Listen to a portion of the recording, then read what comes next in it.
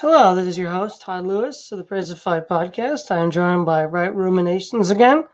Today we are here to discuss Twas Ever Thus. And as far as I can make this out, it's when certain right-wing groups anachronistically impose certain values, left-wing values, out of the past.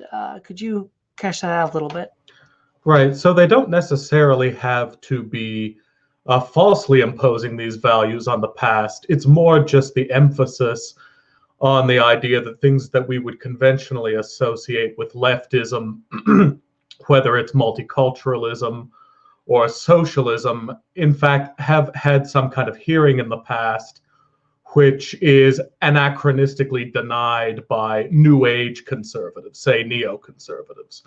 And to some extent, their claims have some veracity, but in other ways, they're falsely imposing a kind of leftist agenda onto the past. The type of people who these are tend to be leftist traditionalists. So people who, an example would be Rod Dreher at the American Conservative, but a lot of the people writing for the American Conservative tend to almost have a view of the past as if it were this almost kind of hippie traditionalism that was somehow pre-tribal, pre-racist. Basically, they take like the Michel Foucault idea of certain ideas that we would think of as right-wing as having originated in the Enlightenment, and they try to put a trad spin on it. So these people may be conservative in some senses. They may not be fond of, say, homosexual marriage, or they may have traditional religious beliefs, things of that nature, or believe that men and women are different. But they will always put some kind of spin on it to make themselves seem more elitist or more socially acceptable by, say, injecting aspects of environmentalism into it, or economic collectivism. This is something you see to an extent on the alt-right as well. But these people also tend to do it with race. So Anthony Esolen, the conservative Catholic writer, has basically used St. Augustine being potentially mixed race as a demonstration as to why the past didn't know racism. I once also heard a quote-unquote conservative preacher claim that never before Immanuel Kant's phenomenology did anyone ever judge another person by the color of their skin. And so it does seem to be this kind of romantic association with the past on the one hand, with certain kind of, you might almost call them high Tory ideals, but in a way that almost tends to compensate for their unpopularity due to being conservatives by sort of trying to reach out to leftist academic types. And this really is epitomized by Rod Dreher's phenomenon of the crunchy con, who is this kind of pro-big business, or anti-big business rather, anti-big business, decentralist, kind of global village type of trad con. So that's a rough picture of where these people are coming from.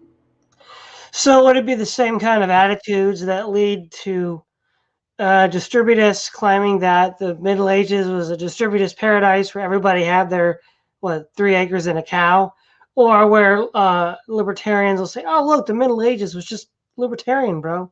Is that kind of attitude you're talking about? It has that kind of attitude, but I think that these people are probably more interested in pandering to the left than the people such as the libertarians or maybe the more radical distributists are. These are people who I think really do legitimately sympathize with political correctness on some level. I think that's really the difference. Like I remember reading a Rod Dreher article where he was talking about this small town in the South that maybe had a small Muslim population, and there was only one graveyard. It was privately owned, and they didn't want to allow, it was a Christian graveyard, they didn't want to allow Muslim burials there. And in his editorial, he said, wow, just wow. Like you have these traditional, like law-abiding citizens who are Islamic, who are so traditional and philosophical, how dare these people not give them room in their graveyard? And this is kind of something that he almost seems to imagine, or a lot of these people do, almost imagine that they're in sympathy with the church fathers on this. Because you have, I think a lot of this attitude is found in certain elements of Roman Catholicism. Like if you think of Benedict XVI or John Paul II, right? On the one hand, they're right wing, like anti-abortion, believe in gender differences, things like that. But they'll still then try to compensate through environmentalism or through support for the UN, which they'll then pretend is like the Holy Roman Empire or something like that. So it's almost an attitude of, if you were as conservative as me, you would have the left-wing compatibilities that I have. Yeah. With Rod Dreher, he likes to play up the anti-racist card. So he'll always be like, "Oh, back when I was a racist in Louisiana and my racist dad, and back in the '80s." And yeah, it's like, I mean, just read Herodotus' histories. He makes all sorts of deductions and claims about people based on their ethnicity. It might not be racist in the way that we call it today, but he's certainly judging these people for not being Greeks. The word barbarian comes from the Greeks and the Romans for viewing the language of the non-Greeks and Romans as gibberish. Right, and this is something which totally comes from the left. As I mentioned, it comes from the sociology of Michel Foucault. All you have to do is go back to Shakespeare to know that racial prejudices have been around for a long time. But it's a total case of special pleading, because just take a look at the event that Thales prophesied about regarding the Medes and the Ionians. Right, that was a legitimate ethnic conflict. You look at the things that some of the Islamic writers have written about Africans, or what the Pharaoh Sesostris III basically had anti-black segregation in Egypt. And with respect to people like Herodotus or Aristotle, these leftist academics will go out of their way to try to make it look as if the ethnocentrism of the past were somehow qualitatively different from what they condemn as modern racism. But I'd like to point this out, and this is something I've often said on my own channel. If Donald Trump said some of the things that Aristotle had said about the non-Greeks, do you really think that they would jump to Trump's defense and say, well, now hold on, this isn't really racism, this is more of a kind of ethnocentrism, right? Never in a million years would that be their answer. And it seems to me like what this "'twas ever thus" attitude is, and maybe we can get a little bit into sort of more of who these people are and the different types of people, like examples. But what they seem to be doing is taking the kind of high Tory, like Victorian approach of reaching out to the left, right? Like the aristocracy trying to reach out to the labor unions against the bourgeoisie, the rising merchant class. It's like that, plus leftist academics trying to sort of salvage from the past their favorite figures so that they can, declare them to be pre-racist or pre-sexist or whatever else. That actually does sound very similar to distributism, because a lot of the current distributists, like those from the Distributist Review and the people that we discussed last with their attack on Tom Woods, are doing exactly that. They're trying to say, well, look, medieval economics was just socialism, so we don't have, we're working class, we're anti-capitalist, we're for all you guys. And it's just pandering to these working class radicals that I don't think would ever pay them the time of day. Well, I mean, I will give the economic "'twas ever thusers" a little more quarter, so the distributists or people on the alt-right, in that it is true that obviously economic systems that were pre-capitalist were not capitalist. They weren't libertarian economic systems, right? The past probably has mostly consisted of economic collectivism. Now, whether that's because it was socialist or distributist, well, nobody knows what distributist means. In some cases, it might have been proto-socialist. But, at the same time, it would be disingenuous to pretend that the medieval church hospital system was the same thing as Obamacare, right? It's there are clearly differences, but yeah, the distributists do this, but I think that the distributists are a little bit more honest about who they are, and I think the paleocons and the alt-right are really legitimately is their position, right? They're not trying to make themselves popular. They might be trying to make themselves seem a little bit clever, but I really do think that the stronger Twas ever thusers, like a lot of the people at the American Conservative magazine, there's a whole phenomenon which is which has some place in Great Britain and also has followers in Canada.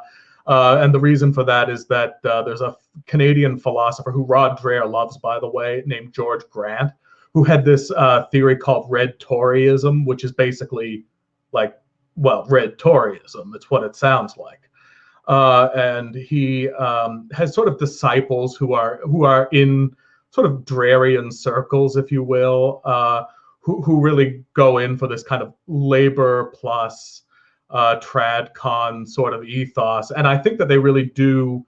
I think it really does come from a place of a desire to be respectable and socially accepted. I do believe that that's more of a factor here than it is with the distributists. So why don't we? Who are the big names that you're thinking of? You already mentioned Anthony Esolen.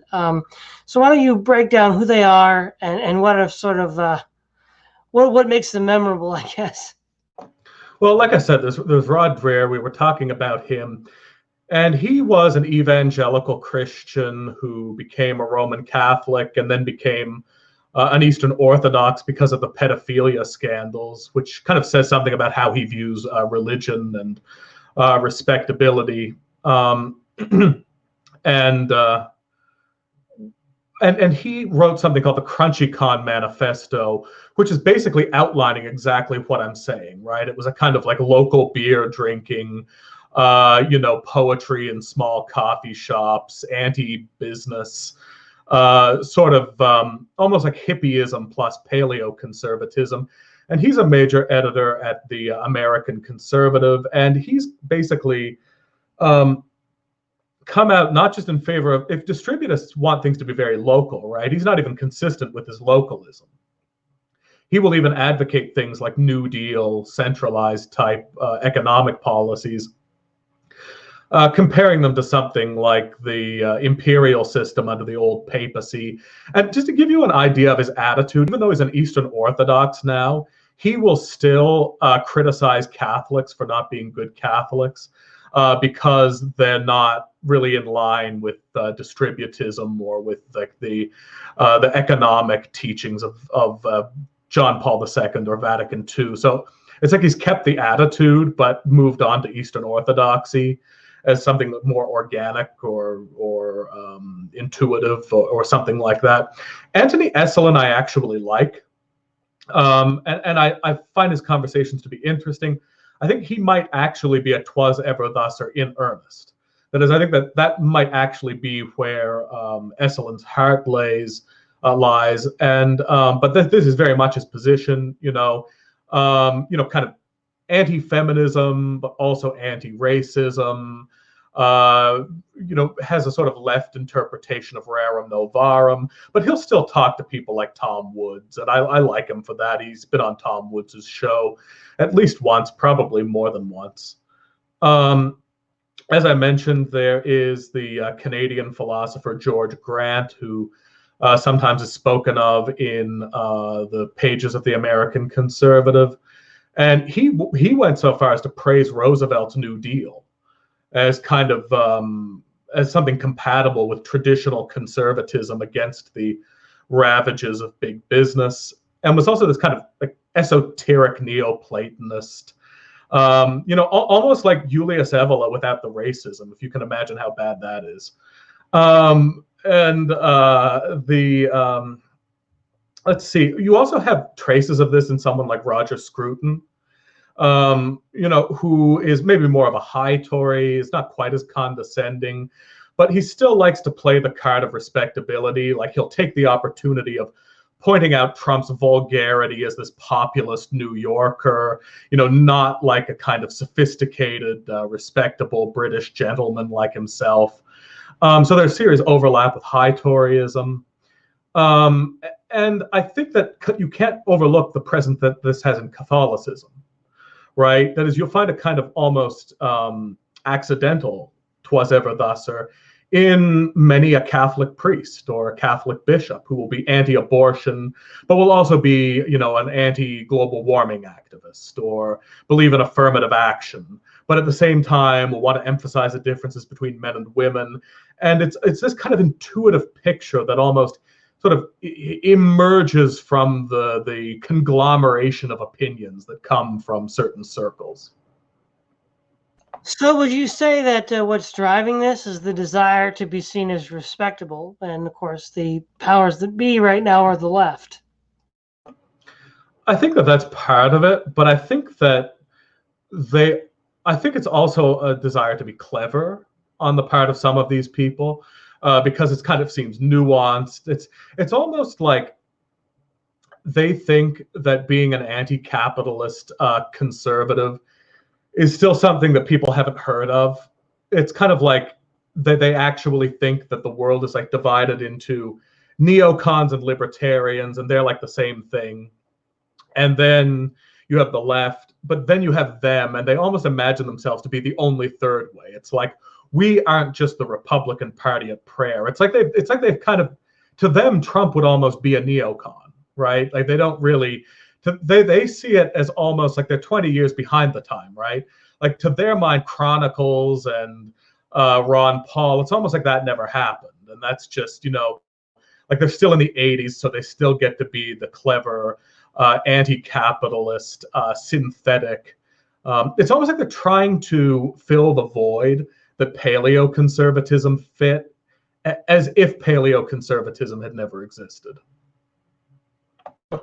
Now with Rod Dreher, he is the one I'm the most familiar with, and yeah, with his, I never read Crunchy Cons, but I did read the Benedict option, and there is this stream of consciousness, I guess, in his work where he wants to take the like left-wing trendy view on economic and environmental issues, but then of course he'll defend conservative social issues, like he'll condemn gay marriage, he'll condemn abortion, and it's almost like, does he think that by doing that he can sort of like apologize for being pro-life? I mean, it's really bizarre, and it isn't going to work. The left isn't going to be like, oh well, you're a good boy, Rod, you're against global warming and capitalism.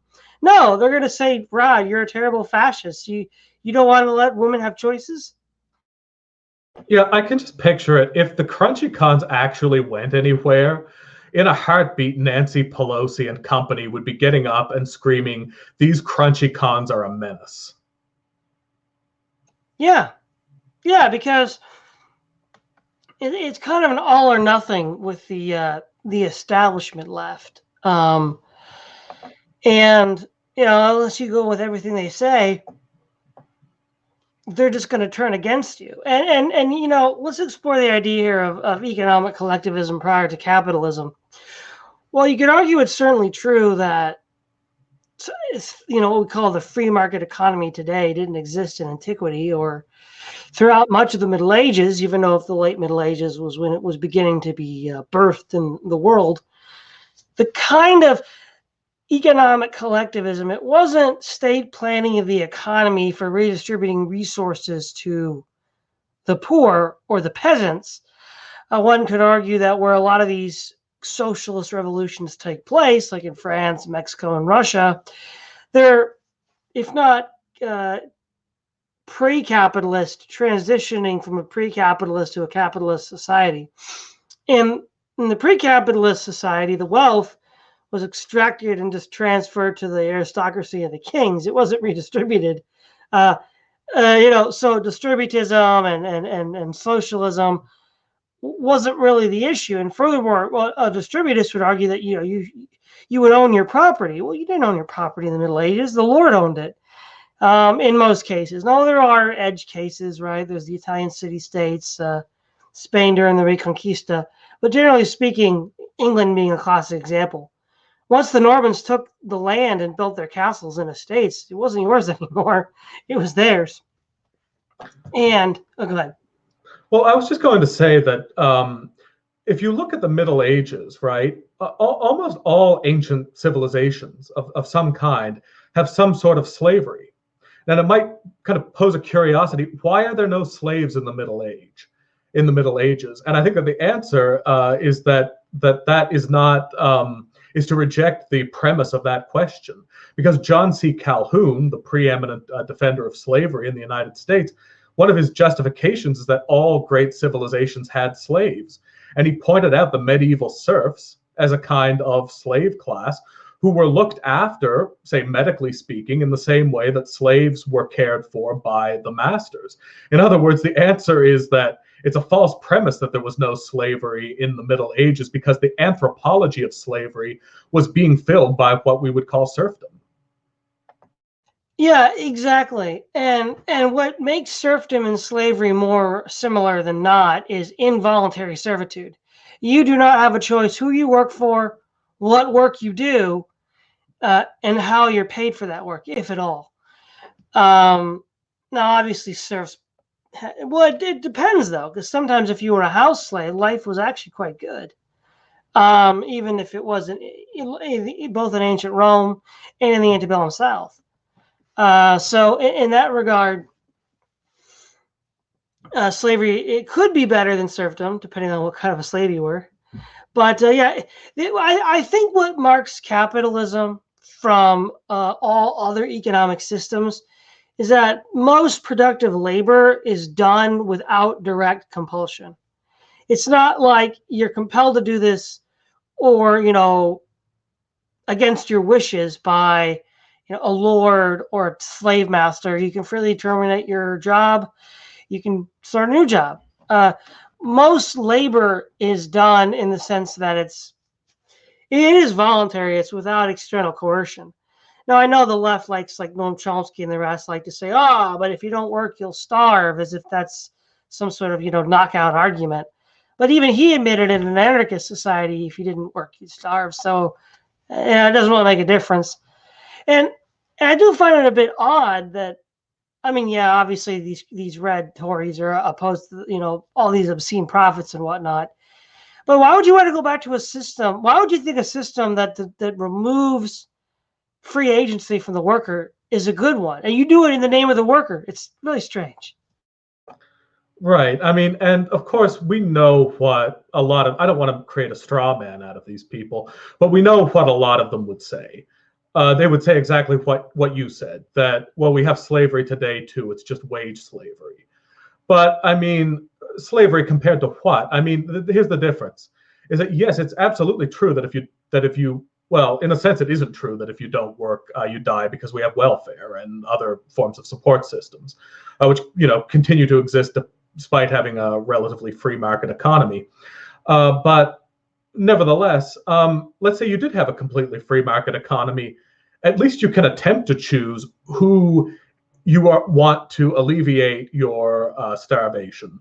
Whereas in serfdom and outright servitude, legal servitude, you don't even have the option to attempt to compete, to make potential alleviators compete with one another for your services. Yeah, and again, to confuse ancient slavery or medieval feudalism with socialism, because it's collectivistic, is crazy. Socialism, there's a lot more to it than just state planning of the economy. To what end? What is it planned for? How is it structured?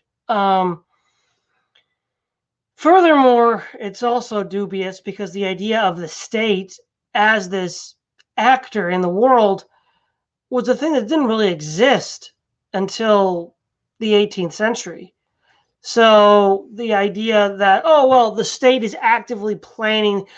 Yes, Roman emperors and European monarchs, quote unquote, planned the economy, but these were what are patrimonial states. It wasn't like the state as this sort of Weberian abstraction that we think of today. Right. There are qualitative differences, right? There is overlap. I mean, I'm not going to deny conventional conservatives the argument against the left that there is overlap between the left and the ancient right or pre-capitalist societies, but it doesn't really.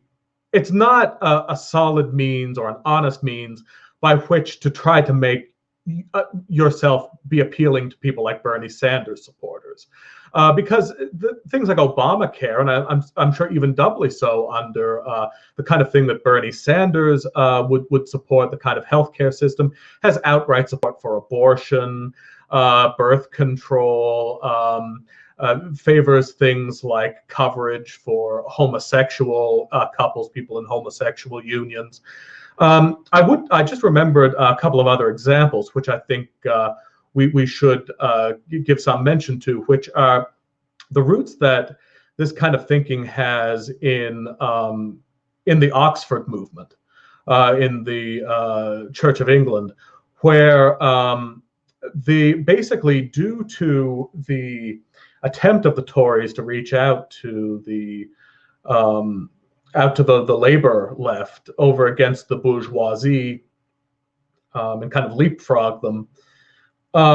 You had at the same time something going on called the Oxford movement, which was the origin of what we would today call high church Episcopalianism or high church Anglicanism, what have you. And that was basically an attempt to Catholicize Episcopalianism, and had some roots in the United States, if I'm not mistaken, in the American South, but that's neither here nor there.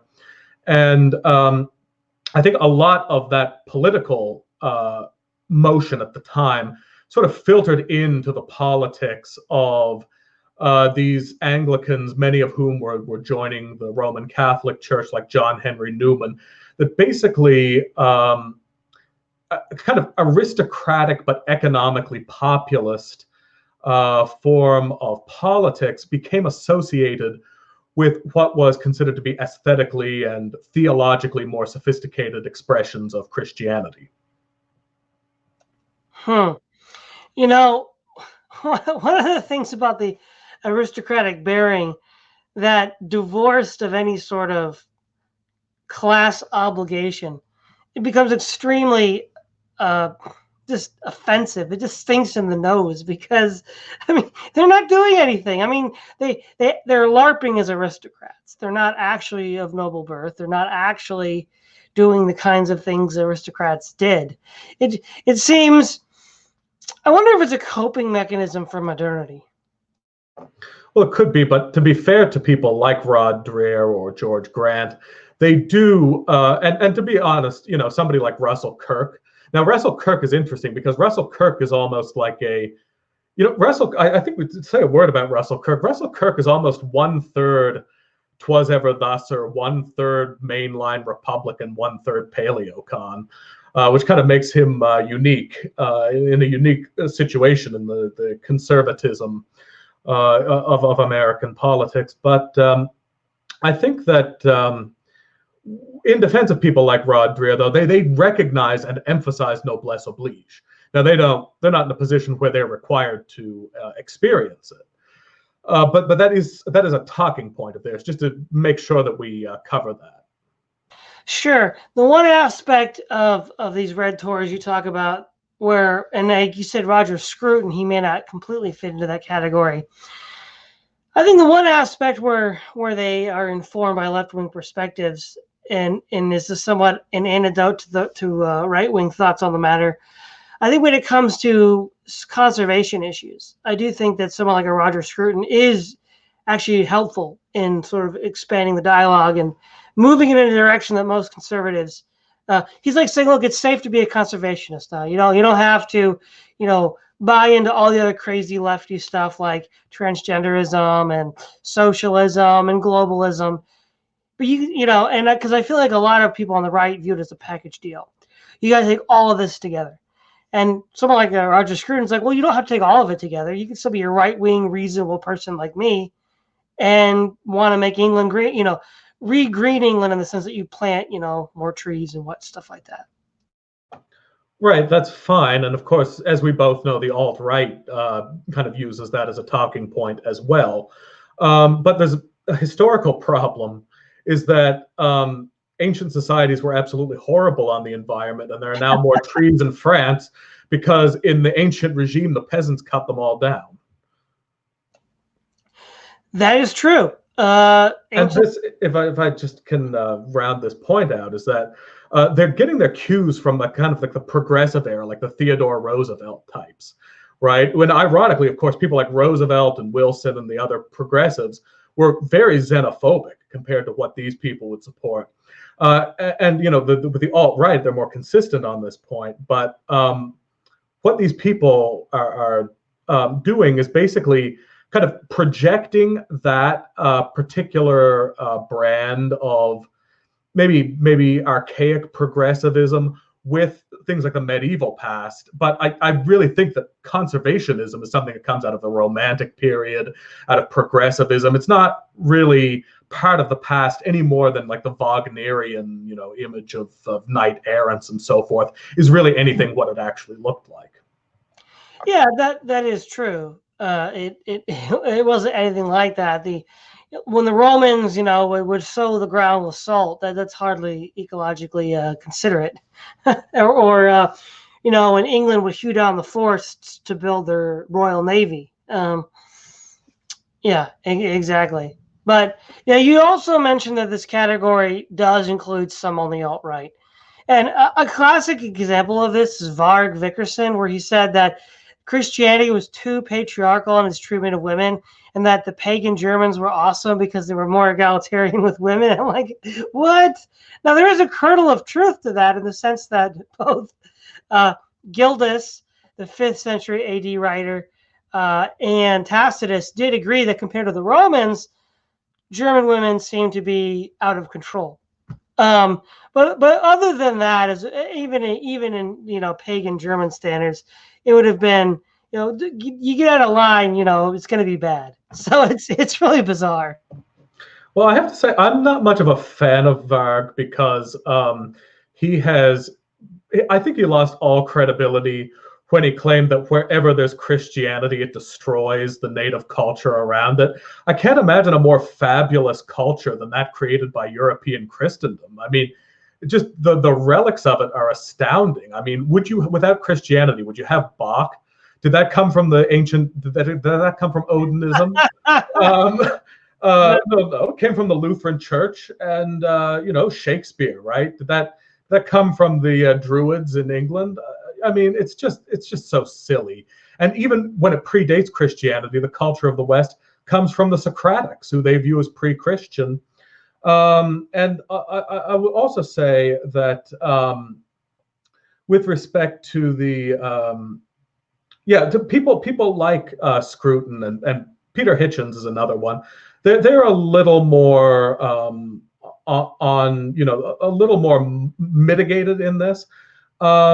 People on the alt-right, however, do have, at least you can't claim that they're doing it to win a popularity contest.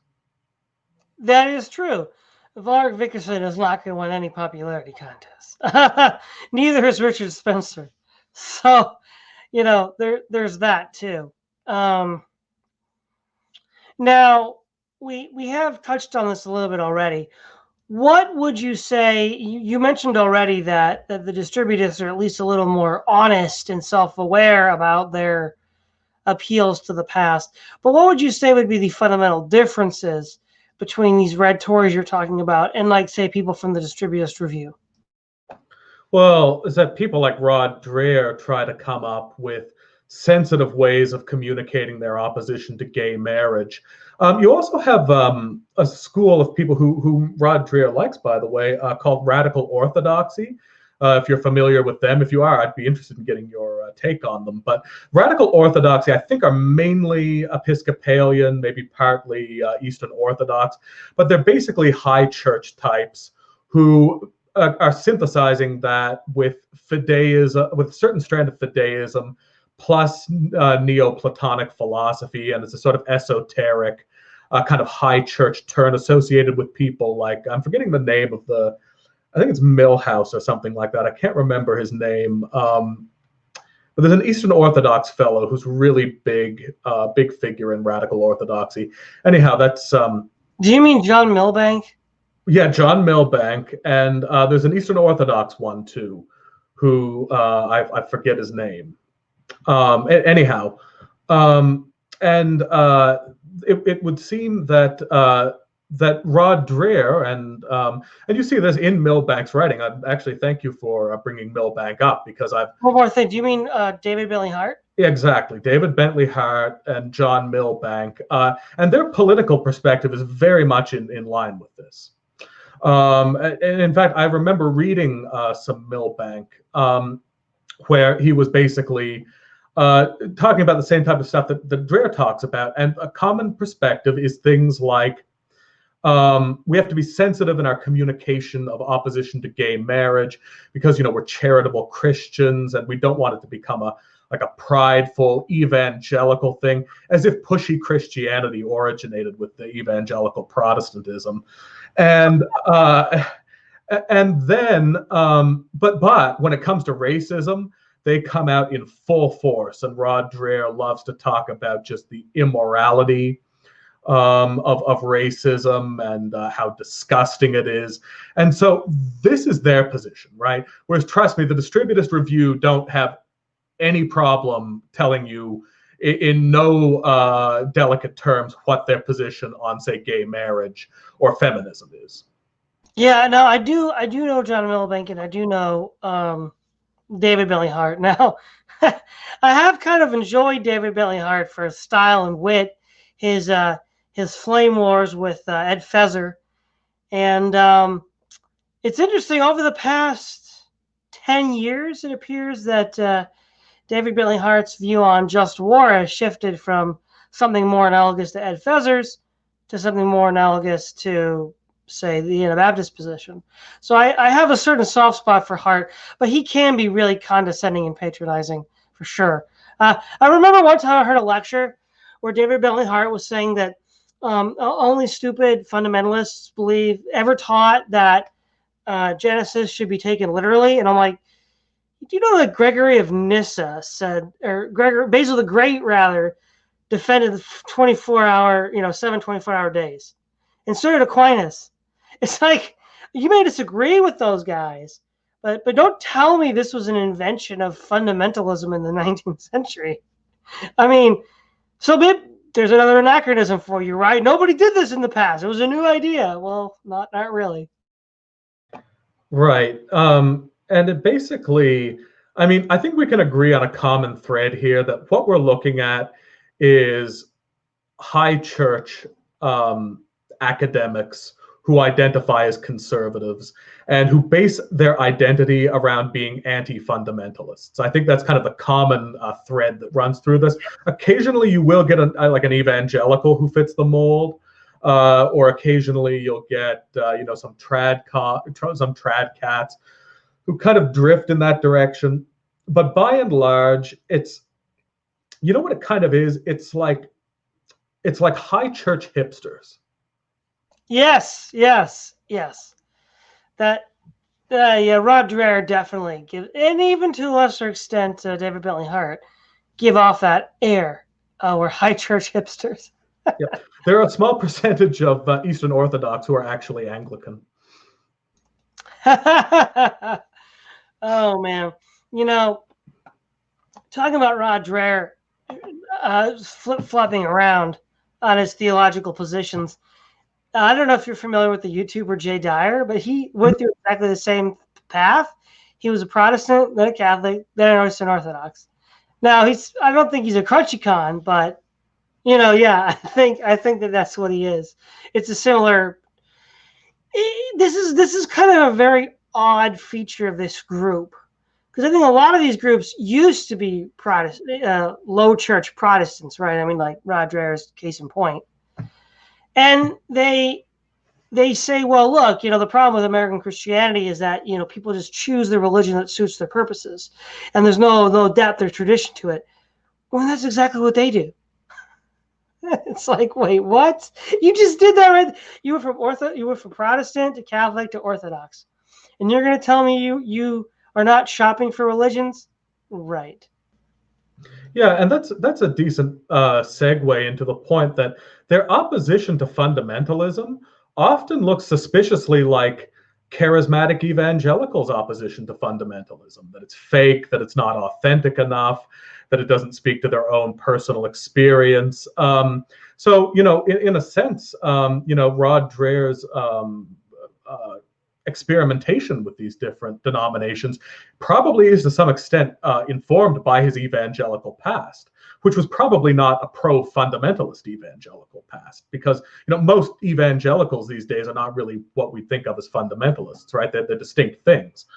And what and I'm really eager to say this, one thing that these people really need to be told, and I'm going to tell them right now, is that much of their attempt to please the left, to appear respectable, is exactly what the neoconservatives do, who they view as just like the most pedestrian, disrespectful.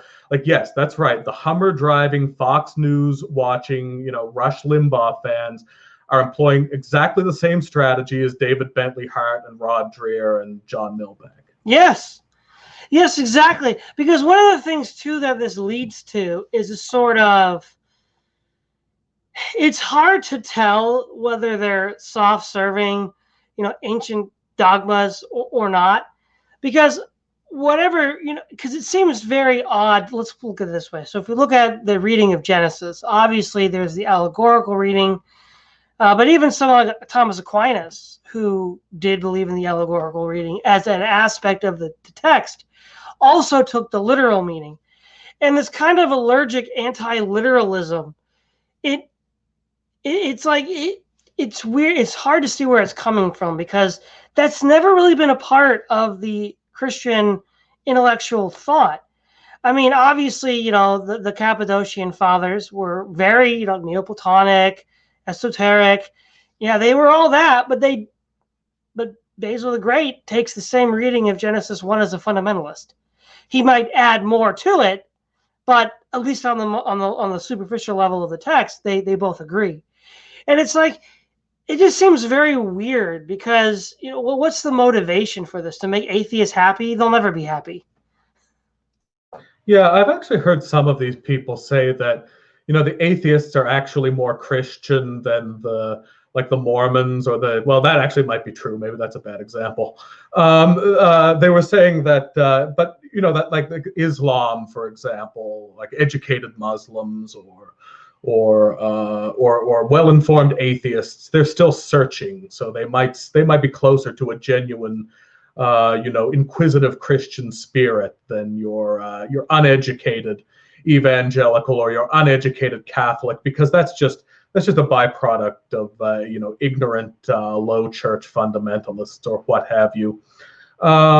And I think that, like you said, right, this is the early church fathers, or the early church. Well, they didn't exactly have the theory of evolution, so almost by default they were creationists. And I remember having a conversation with a Roman Catholic friend of mine, and he said that he was talking about the creationists and saying how they're crazy. They're just crazy. And the funny thing is, he would never say that about Islam, right? He would never come out and say they're crazy about Islam. What he would say is he disagrees with Islam, but that they're still respectable, scholarly imams, or except Islam creationists too. They don't teach evolution in Iran. Exactly. And what I said to him, because I actually am not a creationist, but I said, I mean, why would you exclude creationists from the conversation and kind of, try to exclude them on the basis of guilt by association or by cultural association, when you're perfectly fine talking to Muslims, you're perfectly fine talking to atheists. You have atheists you have friends who are atheists. And I think this really speaks to the social signaling aspect that's really behind all of this. And with respect to the whole the sectarian aspect of it, right? Like these different churches that they're trying out, these different churches, just like the evangelicals that they complain about, because you have the same kind of thinking, the same sort of tone in something like the unchurching movement, which is like a kind of youth. It was sort of popular, I think, in 2015 or something, and it was basically like what we're talking about. It was basically hipster Christianity. And it's every bit as just by the nature of the number of denominations it encompasses, is every bit as sectarian, at least in spirit, as the fundamentalists who they claim to be the opposites of. Well, this sort of connection to the left, I know that these sort of like hipster high church types, I knew some in college, and they were basically evangelicals who were involved in the emergent church. They really liked, people like, now they all escape my mind, but they were a big fan of the emergent church. Okay, so we got, Brian McLaren, Doug Pagitt, those types.